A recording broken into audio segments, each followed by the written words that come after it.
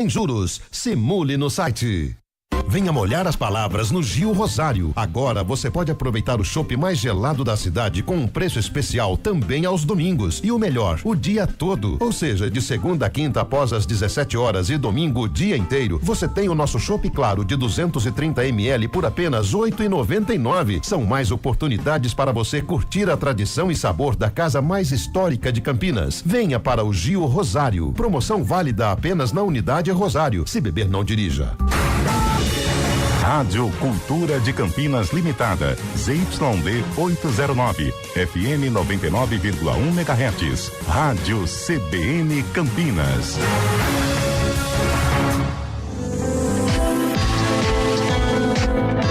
Toque de Ouro, com André Heller. 11h18, André Heller no nosso Toque de Ouro. Eu estou ficando mal acostumado, eu estou ficando aquele torcedor chato, porque toda semana a gente fala de título. Terça passada, Sul-Americano. Sim. Hoje, Copa Brasil. André, que momento, cara. Parabéns, bom dia a você no nosso Toque de Ouro. Bom dia, Carlão, bom dia, Lupe, bom dia a todos que estão nos acostumando. Poxa vida, vocês se acostumam rápido, hein? Sim, inclusive foram só 2 títulos normal, né? Em uma semana. O Carlão só 2 títulos. Pô, e sobre o Cruzeiro ainda, pelo amor de Deus, eu até tava brincando aqui com a galera, né, tirando as brigas, que a gente já vai conversar sobre isso, né, as cenas lamentáveis do final de semana envolvendo o futebol, mas eu tava brincando com a galera do futebol aqui, eu falei, o Atlético Mineiro tem que conversar com o Vôlei Campinas, com o Vôlei Renata, pra como que ganha do Cruzeiro. E o Carlão, viu, André, bom dia pra você, essa quantidade de conquistas, ele não tá acostumado, mas isso é um assunto pra um outro momento, tá bom? Eu acho que podemos conversar isso ao vivo, aí em loco. Tá? Boa, André. Em breve, então, prometo uma visita, porque aí a gente conversa ao vivo. Esse é um assunto delicado pro Carlão, então a gente tem que cuidar. Boa. Ô, André, você sabe que até também permanecendo no final de semana, né, sobre a conquista do Vôlei Renata, do Campinas, eu estava acompanhando, eu ficava na final do Paulistão e na final da Copa Brasil. Como no Paulista o Palmeiras já estava ali meio já definindo a situação do título e o jogo do Campinas estava muito bom, eu esqueci do futebol e fui pro vôlei e não me arrependi. Que vitória, a gente brinca tudo, mas que vitória consistente sobre um adversário fortíssimo. A maneira como o Campinas ganhou em confiança com estas conquistas, com estes bons jogos, realmente é um momento maravilhoso. A entrevista do Horácio de Leu, super emocionado no fim, sabe? Sentindo a conquista, saboreando a conquista e falando das dificuldades de chegar até ali. Cara, que é o melhor momento, assim, em termos de resultados, André, que você está vivendo aí à frente desse projeto? Poxa, o melhor momento, sem dúvida nenhuma. Porém, Carlão, é muito importante sempre ressaltar que este momento, esta semana, com o título do Sul-Americano e com o título da Copa Brasil, foi uma construção de 16 anos. Então, não é simplesmente caiu de paraquedas, aconteceu, né? Muita gente fala assim, poxa, vocês estavam batendo na trave. Não, nós não estávamos batendo na trave, nós estávamos construindo, e aí a consequência dessa construção foi um vice-campeonato, poxa, quantos títulos paulistas conquistados, a gente estava quase conseguindo alguns títulos importantes. É uma construção. No esporte nós aprendemos que nós estamos sempre em obra, não tem jeito.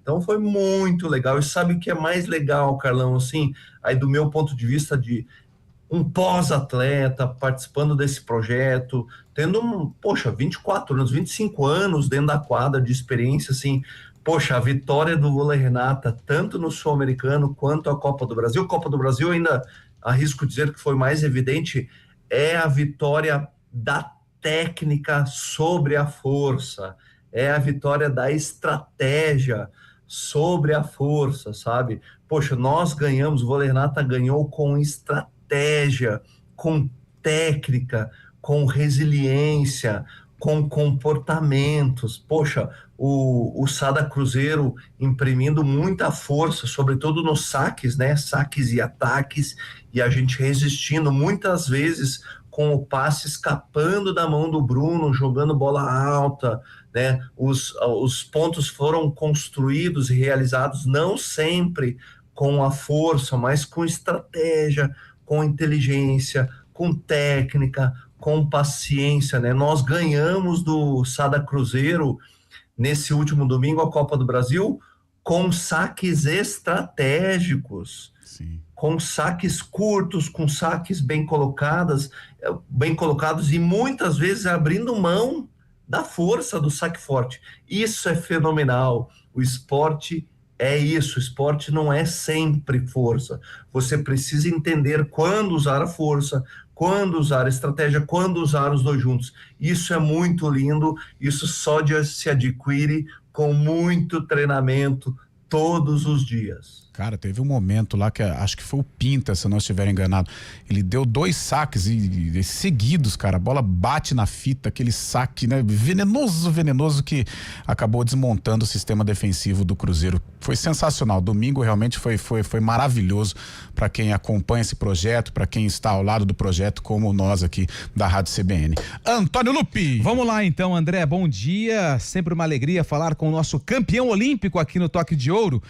André, todas as vezes que Cruzeiro e Vôlei Renata se enfrentam, a expectativa é de um grande jogo de vôlei e essa expectativa ela é comprovada. Pelo menos a gente tem acompanhado isso nos últimos encontros, nos últimos anos.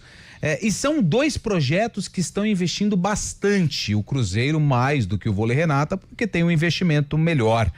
Porém, no ano passado, na reta final, nós vimos que as 2 equipes sofreram demais na disputa do Mundial de Clubes. A gente viu clubes europeus que vieram aqui no Brasil e até do Japão, né? O time lá do Japão fortíssimo, tanto é que o Cruzeiro, ele não conseguiu, e o Vôlei Renata avançar aí a grande decisão, porque, e até pego como exemplo uma entrevista do Lucão, após uma derrota do Cruzeiro, que ele disse: precisamos urgentemente um investimento na Liga Brasileira para que os jogos se tornem mais competitivos, com a chegada de jogadores de fora ou, sei lá, um investimento maior por parte aí da Confederação Brasileira de Vôlei. A gente vê muito isso no Vôlei Renata e também no Cruzeiro, mas de que forma a gente pode criar ainda mais competitividade entre os clubes para ter uma seleção mais evoluída e para que o Brasil possa brigar com grandes potências europeias, não a curto prazo, mas a médio e longo prazo, André?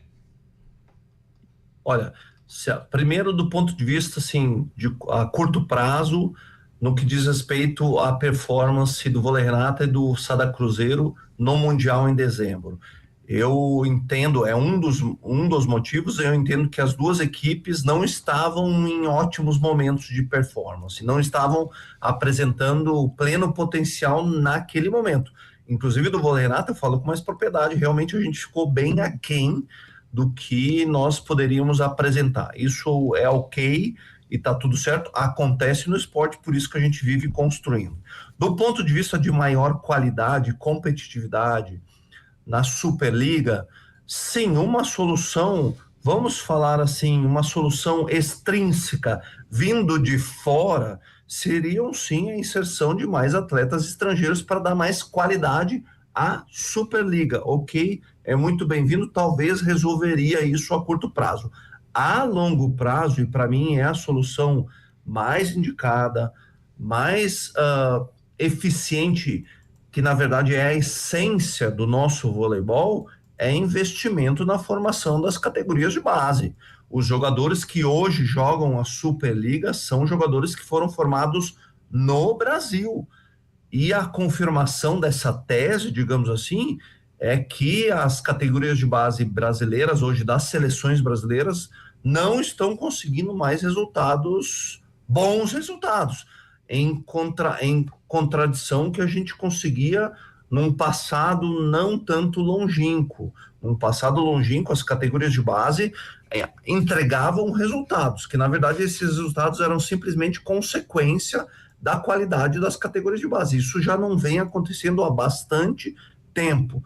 Nós já falamos sobre isso aqui, temos que rever, revisitar. Não estou falando descartar, estou falando rever, repensar o nosso processo de formação de atletas no voleibol, desde a escolinha até os primeiros anos na especificidade do esporte, na especialização do esporte que acontece nos clubes. Se a Superliga está apresentando uma qualidade, um nível não tão bom em relação aos outros países, sem dúvida nenhuma, um dos principais motivos é a qualidade da nossa formação. André, ontem nós batíamos um papo através do Zap, já fazendo a pauta para hoje, e você me chamou a atenção com relação aos acontecimentos, né? Do último domingo, no clássico pelo Campeonato Mineiro, a final do Mineiro entre Atlético e Cruzeiro, né? Aquela selvageria envolvendo atletas renomados, atletas que são ídolos, atletas que são exemplos, e você falou, pô, Carlão, vamos levantar essa pauta, vamos fazer essa resenha amanhã, e que eu achei super interessante, super pertinente, ainda mais com você que é um entusiasta, né, do esporte como ferramenta de educação. André, para quem é esportista, para quem é atleta, né, e você que conviveu no vôlei, mas que sabe muito também de futebol, cara, como que você acompanhou estas imagens, qual a sua posição com relação ao que aconteceu no Mineirão domingo? Carlão, este talvez seja o assunto mais importante de hoje, sabia? E aqui não há nenhum julgamento de valor destas pessoas que participaram desses episódios muito tristes, tá? Eu nem os conheço, para falar a verdade. Aqui é um julgamento sobre esse tipo de comportamento. Poxa vida, acho que há um equívoco do que realmente se trata ser um atleta, cara. Ser um atleta ou estar um atleta diz respeito, sim, a desempenho, a performance, a treinamento, resiliência, disciplina e, sim, busca por resultados, medalhas e conquistas. Entretanto, Carlão e Lupe, todos que estão nos escutando, absolutamente nunca um atleta pode esquecer de valores como respeito, ética, honestidade e jogo limpo, fair play. Esses valores, Carlão, Lupe, são inegociáveis. Não existe o status de atleta sem esses valores que, aliás, servem de base para o desempenho e, por consequência, para os resultados. Não estou dizendo aqui que os atletas são imunes ou são infalíveis, eles não podem errar. Os erros vão acontecer. O problema é quando a falta destes valores, Carlão e Lupe, passa a ser um padrão recorrente. Um atleta, Carlão, não controla totalmente seu desempenho, um atleta não controla os seus resultados, mas ele tem controle absoluto 24 horas por dia, 7 dias por semana dos seus comportamentos. Sendo assim, por mais complexo e difícil que seja entrar ou não numa briga, agredir ou não agredir o adversário, revidar ou não revidar, é sempre uma escolha. Quando um atleta não entende isso, é necessário realmente que esse atleta se olhe no espelho com honestidade e ele precisa se questionar se realmente ele compreende o que é na essência ser um atleta e, sobretudo, que ele entenda e compreenda o que realmente é a essência do esporte. Carlão, eu não estou dizendo que esses valores como honestidade, ética, fair play, jogo limpo, respeito, são fatores que limitam o desempenho de atleta. Na verdade, esses comportamentos, essas fazem diferença, ou seja, são vantagem competitiva. As empresas, as organizações e os times valorizam atletas respeitosos, valorizam atletas éticos, valorizam atletas que sabem perder assim como sabem ganhar. Por que eu estou falando tudo isso, Carlão? Porque o que aconteceu em alguns jogos das finais dos regionais é um desserviço, cara. Não ao esporte, ao nosso país. Sim. É um desserviço. E domingo nós participamos de uma final do voleibol extremamente tensa, tá? Os atletas estavam tensos, discutiram em algum momento durante o jogo, mas em nenhum momento houve falta de respeito, em nenhum momento se agrediram. Poxa, André, mas o vôlei é um esporte que tem uma rede no meio, não tem contato físico. Poxa vida, o judô tem contato físico, o rugby tem contato físico. Então não é o fator contato físico que define isso.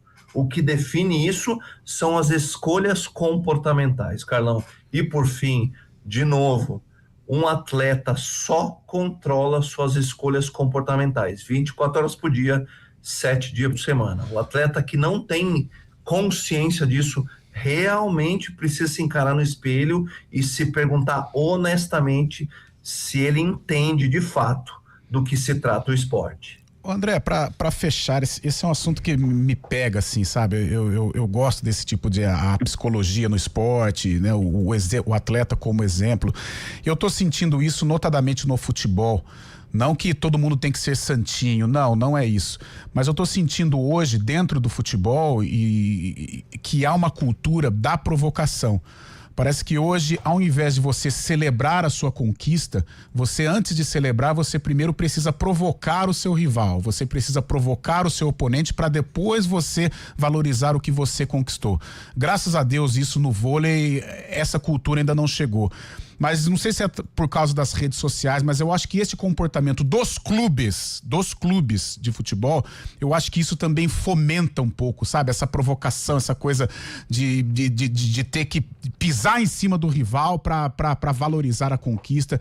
E infelizmente eu acho que de 10, 15 anos para cá, isso virou cultural no mundo do futebol, notadamente. Eu não sei se você percebe isso também. Carlão, é um ecossistema, não são só os atletas. Se os atletas tornam isso um padrão, é que esse padrão é permitido. Sem dúvida nenhuma, é um ecossistema, todos estão envolvidos, até aqueles que não se envolvem estão envolvidos, não tem dúvida. O voleibol não tem isso, e não estou dizendo aqui que o voleibol precisa ser exemplo para nada, não é isso. Só que isso não é permitido no voleibol, porque ninguém permite. Ninguém, a torcida não quer ir no taquaral e ver briga, a torcida quer ver esporte que tem uma experiência bacana, segura, com crianças, com idosos, com todo mundo interagindo. Carlão, o Vôlei Renata conquistou a Copa do Brasil no domingo. Nós estávamos no mesmo hotel que os adversários. Sim. Conquistou, fez maior festa no ginásio, maior gritaria. Depois do jogo, estavam todos reunidos no restaurante do hotel, todos, inclusive os adversários, inclusive o Sada Cruzeiro, Sim. fazendo uma refeição juntos, conversando. A competitividade, o adversário só existe dentro da quadra, depois fora da quadra, somos pessoas que o respeito é inegociável, Sim. a ética, a honestidade, isso é inegociável. E o pior, tá, Carlão?